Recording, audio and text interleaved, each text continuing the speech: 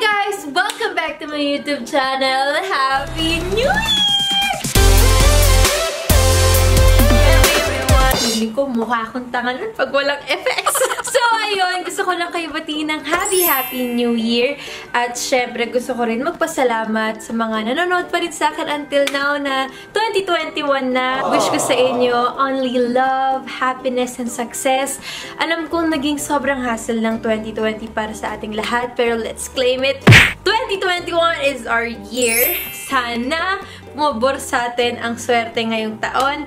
At gusto ko rin malaman syempre sa comment section down below kung ano ba ang New Year's resolution nyo. Ako, hiningal ako. Hindi ko alam na hiningal ako sa sayaw na yun. Oh my gosh, kailangan ko na din mag-start mag-workout kasama yun sa New Year's resolution ko. Hindi ko masasabi lahat ng New Year's resolution ko dahil hindi ako sure kung lahat yun matutupad ko talaga. Ayokong kainin yung sinabi ko.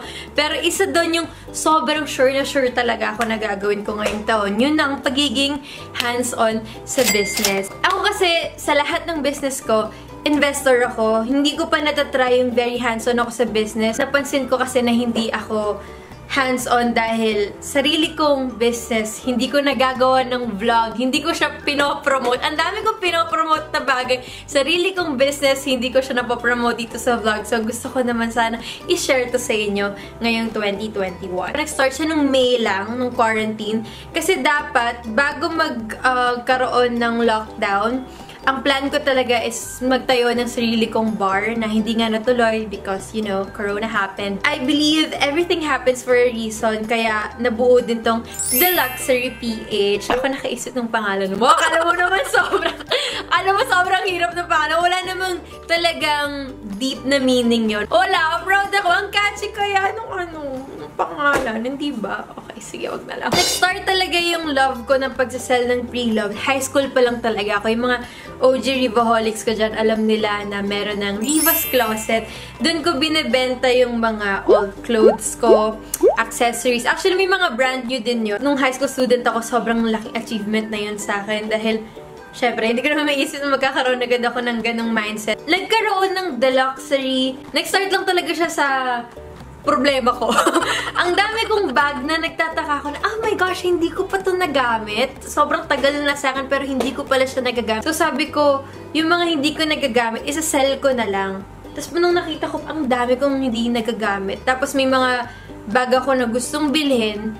So para hindi masayang, bebenta ko na lang yung mga hindi ko ginagamit, tapos bibili ako ng bagong bag.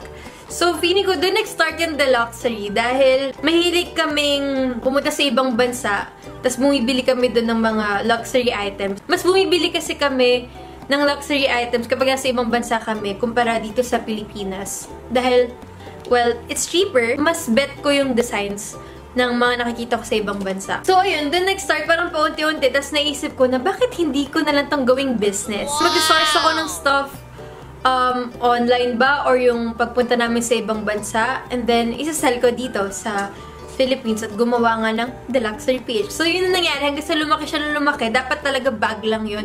Biglang nagkaroon na kami ng watches, wallets, shoes, alahas. Nagkaroon kami ng alahas pero kasi ako, magiging honest ako, wala akong alam sa alahas. Mami ko yung sobrang addict sa alahas dahil ever since nagbebenta na talaga siya ng alahas. So, sabi ko, Mami, pagbebenta mo ng alahas, isama mo na lang dito sa The Luxury para iisang shop na siya na marami tayong may offer. So, yun yung nangyari. At sobrang grateful talaga ako sa mga taong sumusuporta sa The Luxury, lalo na yung mga taga-ibang bansa pa. Mas marami kami actually order ng mga nakatira sa ibang bansa. Kaya maraming salamat po sa lahat ng mga sumusuporta sa The Luxury. Pero hindi siya puro pre-love. Meron din kaming mga brand new. Actually, marami. Karamihan na nandun is mga gamit ko na binibenta ko na.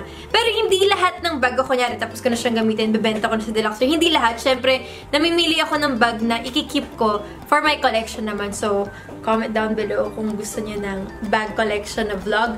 But, siguro wag muna ngayon. Kapag naayos na yung walk-in closet ko sa Antipolo, doon na tayo mag-bag collection dahil naka-store lang yan lahat dito sa cabinet ko at magulo pa siya. Pero, I would love to make a bag collection vlog. Pero, antayin nyo na muna yun. Siguro mga, ano pa yun, summer. Akala ko talaga hindi siya pang long term. Akala ko lang na kapag nabenta na yung gamit ko, okay na yan, stop na tayo. Pero, sobrang daming sumusuporta sa Deluxery. Lalo na yung, nakakatuwa kasi ngayon lang ako nagkaroon ng mga interaction with mommies. Kasi, diba, ang karamihan ng mga subscribers kasi mga bagets talaga. Ngayon, puro mommies na yung nagbabay sa akin. Kaya natutuwa ako. Na-influence lang ako ng mom ko na maging mahilig sa mga bags. Dahil shoes talaga ako. Pero yung hindi pa na-influence sa akin ng mom ko is pagiging mahilig sa alahas. Siguro, itong mga nakikita nyo ngayon, bigay niya to sa akin. Hindi pa ako bumibili ng alahas talaga. Ewan ko, hindi ko kasi siya gagasasin kung hindi ko talaga siya gusto. Kahit sa bag, hindi ko siya bibilhin dahil trend siya ngayon. Gusto ko, kunyari, trip ko talaga yung design niya. Ayun, sasama ko kayo sa mini office namin sa baba. Kaya nga gustong-gusto ko nang lumipat dun sa bago naming bahay dahil magkakaroon na ng sariling place yung Deluxery doon. Office lang talaga yun dapat ng dad ko sa baba. Maliit lang dahil nga naka-townhouse lang kami. So, papakita ko sa inyo kung saan nakalagay lahat ng bag. Saan nagla-live si Poyeng, tsaka si Ate Mekmek. Ayun, sasama ko na kayo doon. Let's go! Okay guys, grabe. Sobrang na-traffic pa ako papunta dito kasi grabe, sobrang layo. Sa second floor ng bahay namin. So, dito ginaganap yung live sale at lahat ng mga kaganapan. At tatawagin ko na ang aking muse sa Deluxery, si Poyeng, tsaka si Mekmek! Wow! Ayan po ang aking mga sister-in-law. Sila talaga ang magic sa Deluxery. Sila ang nakakapagpabenta ng maraming bag. Sa charm ng dalawang to, maraming salamat po sa kanyo yung mga... Ay, naka-gloves! Prepared! Well, tuwing nagpapakita sila something, lagi sila naka-gloves. So, nasanay na siguro sila. Tutulungan nila ako, syempre, dahil hindi naman everyday nandito ako sa Deluxery. So, tutulungan nila ako na pakilala kayo sa aming mga bags. Let's go! Hawakan natin yung camera. 5, 4, 3, 2, 1. 1, 2, 3, 4, 5. So, ayan, papakitaan tayo natin Mek ng mga dito muna sa side na to. Hindi naman lahat ng items natin dito ay pre-love. Meron din tayo mga brand new, like itong MCM backpack na to. Tapos yung katabi naman niya dito yan, ito yung pre-love natin. And of course, meron tayo dito mga sling bags, Prada Canapa, canvas yung kanyang material, Valentino Garavani, yung mga not too mainstream na mga bags. Yan, diba? Bagay sa damit mo, sis. Oo nga, sis. Sige, sabihin ko pa lang eh. Pag gusto mo yung medyo elegant kang tignan, yan, si Valentino Garavani. Diba? Tapos yung pinaka-crush ko talaga, ewan ko kung bakit, magkakamukha lang naman sila. Pero, iba talaga yung dating sa akin ng mga Balenciaga. Tsaka maganda yung color niyan. Go with any outfit. Yes, off-white siya. Tapos ganito talaga yung leather. Nag-collab yung off-white tsaka Balenciaga. Tapos ang gusto ko kasi kay Balenciaga, yung pagka-distressed leather nila. Bagay sa akin yung Balenciaga dahil kapag nasisira ko siya, hindi halata. Yun yung secret ko. Nasa'yo. Ayaw pa niyang i-let go yung pinaka magandang Balenciaga na mahirap nang hanapin talaga ngayon. Yung nagsusumigaw talagang Balenciaga. Hindi ko bebenta yun, sis. Wag muna ako. Alam nyo guys, wait lang magsusumbong lang ako dahil kapag may bago akong binibiling bag, binubudol na nila ako na ibenta na agad. Ano yun? Wala nang patitira sa collection ko. Pupunta kami sa closet niya. Wait lang. Next ko na yan, yung may susumbong din ako. Kunyari, taping. Wala ako dito ng ilang araw. Pagkita ko sa social media, binibenta nila yung gamit ko! Guys, hindi sa amin nagmumula ang desisyon. Pero, maski na! Oh my gosh! Huwag mo naman kami ibuko. Okay. Sorry, nag-rant lang. Yung material niya, hindi siya ganun kakilala. Diba? Kasi epi siya. Diba? Pag LV kasi, ang classic talaga nila is in monogram. Yan, ito naman epi, tapos may mga vernice din tayo. Yan, vernice. Ayan, may mga Gucci tayo dito. And syempre, meron din tayong pa-furla here. May mga wallets tayo dyan and mga agenda. Ayan! 2021 na po. Kung gusto nyo magplano ng life, buy na kay Deluxery PH ng agenda. Meron din tayo dito yung mas malaki. Kung mas marami-rami kang ipaplano. Kung marami kang plano sa buhay. Ayan. O, diba? Ang sisang ganda. Yes. May mga stocks din kami dito na pag gusto talaga namin siya kay Riva, hindi na namin talaga siya nilalabas. Dinidiretso na nila sa kwarto ko. Ganon. Diretso na agad doon. Pagka-diretso nila sa kwarto ko, habang namimili ako, namimili din sila ng ibebenta. Sorry. Parant lang. Okay. So, ako na. So, ito, yung favorite part ko dito sa office dahil ito yung lagi kong tinitingnang part. Ito ang mga Chanel. Meron akong ganito, yung vanity bag, pero mas maliit. Kilala ko sa sarili ko, kapag nagmalaking ganito ko, lahat ng gamit ko ilalagay ko dyan, hindi ko siya itatratong Chanel. Ganon yung mangyayari, so mas gusto ko yung mas maliit. At syempre sis, dahil nagamit mo na, kuha na namin siya. Ayan na lang po ang isang halimbawa. Actually, hindi ko alam na nandito to. Legit, 100%. Yun ang nilagay na hindi ko na Ayan, legit. Hindi niya talaga alam. Guys, ito yung ito yung sinasabi ko na meron ako nito mas maliit. Sorry. Wala lang pala, guys. Ginabahan na namin siya. Kinukwento pa lang kita, nandito ka na. Pag-usapan natin ito after yung vlog, ha? Sige, diyan ka na muna, ha?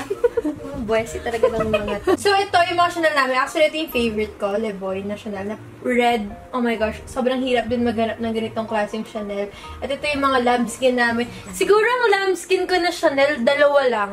Dahil hindi tayo maingat. Tawang-tawa.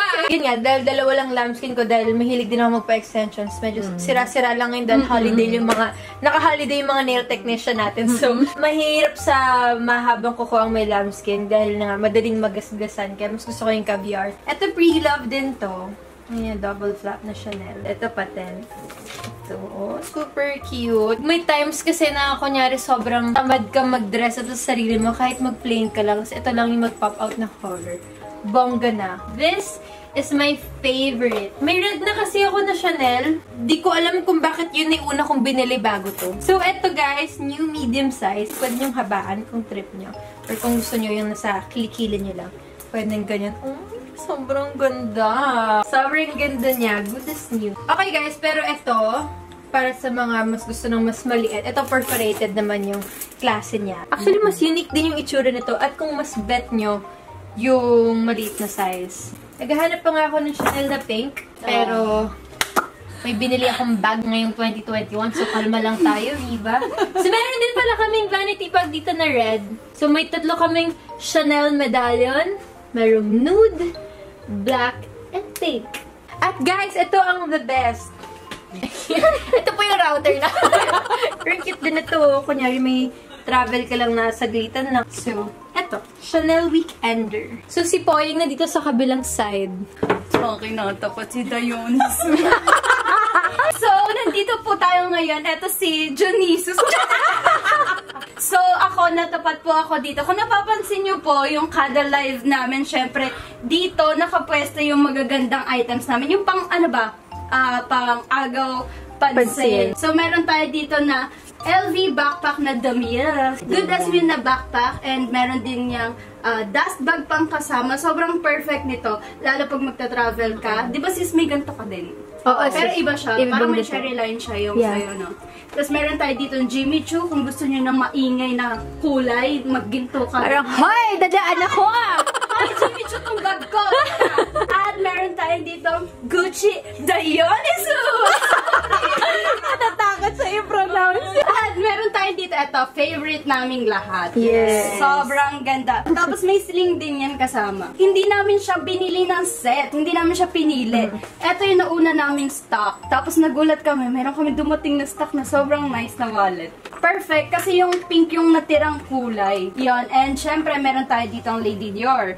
Sino ba namang hindi nakakilala sa Lady Dior? Syempre, pag Dior, ang gusto talaga ng mga babae is Lady Dior. Tapos, syempre, generous ang Deluxury. Mahilig kami magpa-free sling, free, dahil generous din kasi yung may-ari. Syempre.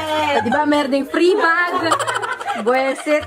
Tapos, akala nyo naman yung may-ari nagde-decide na mag-free sling kayo. Hindi. Pala decision kasi. Tapos, may isa pa tayo ditong Ayan, actually yung inaay ko. Sobra. Ito sobrang perfect. Pati yung haba niya, pag sinuot niya siya sa kilikili. Yes, sakto lang. Oh. Diba? Meron naman tayong ditong Gucci backpack na bamboo. Ayan, bamboo. Pag sinabing bamboo, Gucci bamboo. Bamboo, yes, habang may tatsulok. Saan mo kinuha yun? Sorry. Saan mo kinuha yun? Sorry, ayoko na. And meron tayo ditong Gucci Sylvie. And naalala ko, meron din si mami mo nito. Black. Si Tita. And red. Meron Gucci Sylvie natin. Ayan, maganda pa din. So guys, meron pa kaming, actually marami pang stock. May mga boxes pa na hindi pa namin nabubuksan, pero yan yung mga galing sa mga supplier namin. But eto pa, sobrang dami pa. Baka hindi tayo matapos kapag inisa-isa namin yung lahat. At may mga kasama din ditong mga alas. So, oh my gosh, wait lang, hindi pwedeng hindi ko mapakita sa inyo itong Cartier. Dahil eto talaga yung gusto ko talagang kunin na mapapatay ako ng mami ko kapag kinuha ko siya. So, papakita ko na lang sa inyo. Pero baka gusto nyo na lang dahil hindi ako papayagan bumili ng ganito dahil hindi ako maingat. But, isa to sa pinakamaganda namin. Oh! Ayan. Actually, hindi nabibigyan ng justice itong video kung gaano kaganda yung itsura niya. But, sobrang ganda niya sa personal. Wow! Yan, oh, guys, sobrang ganda ng Cartier. As in, gustong-gusto ko yun kunin. Pero siguro kapag trabaho tayo ng malala. And meron din kaming Rolex. Kita mo nga, poing.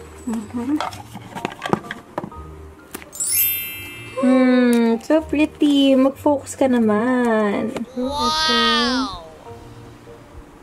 Ganda niya, guys. Para sa mga mahilig sa Rolex dyan. So, ito guys. Ayan, meron pa kami mga stocks dito. Sobrang kalat pa. Iba hindi pa nabubuksan.